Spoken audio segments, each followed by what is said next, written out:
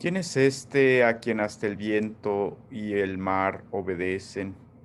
Se preguntan los discípulos asombrados cuando ven y oyen al Señor Jesús que ordena al mar, cállate, él mudece y el mar se tranquiliza. Los discípulos estaban muertos de miedo porque iban atravesando el lago de Genezaret en su barquita, mientras el Señor Jesús dormía. Se desata una tormenta y parece que se hunden. Señor, ¿no te importa que nos hundamos? Con ese grito despiertan al Señor Jesús y es cuando el Señor Jesús reprende al mar y lo apacigua. ¿Quién es este? Se pregunta. Y el Señor Jesús les pregunta a su vez, ¿por qué tienen tanto miedo? ¿Aún no tienen fe? Vamos parte por parte. En la Sagrada Escritura, el mar es una fuerza inmensa contra la cual el ser humano no puede nada.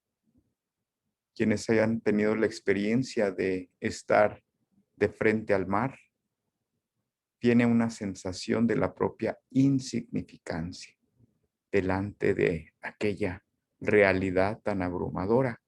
Y no se diga un mar encrespado, una tormenta, un huracán.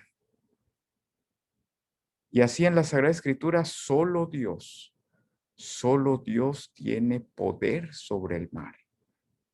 Hoy en la primera lectura tomada del libro de Job, escuchamos cómo Dios trata al mar como si fuera un bebé, cómo dice que lo envuelve en pañales, pañales hechos de nubes, cómo también le ha puesto sus límites.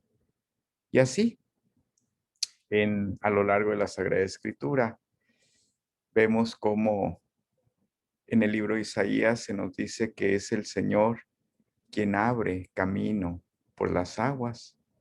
O en el Salmo 76 dice, te vio el mar, oh Dios, te vio el mar y tembló.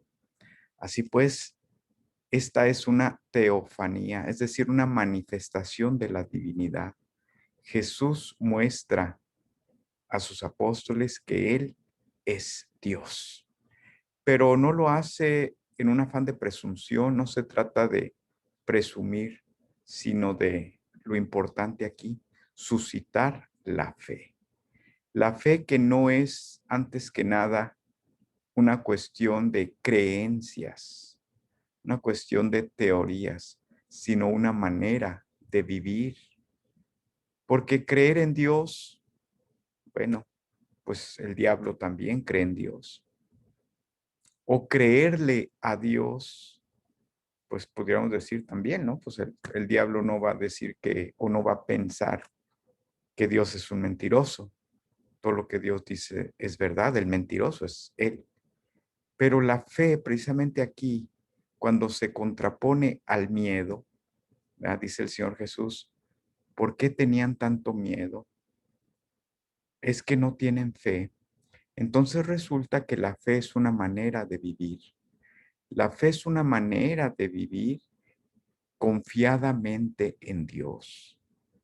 Fe y confianza es lo mismo, pero confianza tiene que ver no con lo que hay en la cabeza, no con lo que pensamos, sino en qué estamos parados. Y precisamente la oración colecta de la Eucaristía de hoy nos dice que estamos parados firmemente en el amor de Dios. Ahí sí es donde se requiere creer. ¿Creemos que Dios nos ama o no creemos que Dios nos ama?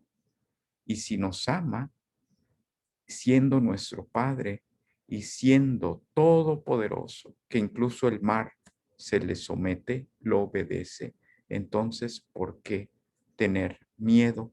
¿Por qué no confiar en Él? ¿Quién es este a quien hasta el viento y el mar obedecen? Es el Señor Jesús, que va en la misma barca que nosotros.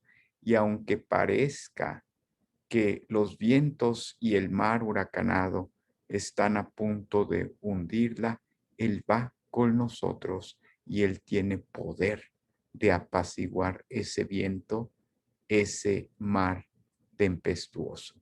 Paz y bien a todos, que Dios les bendiga y muchísimas felicidades a todos los papás aquí en la tierra y a los papás que están en el cielo. Les decimos muchísimas gracias y nos acordamos que Dios es Padre y es Padre todopoderoso que nos ama.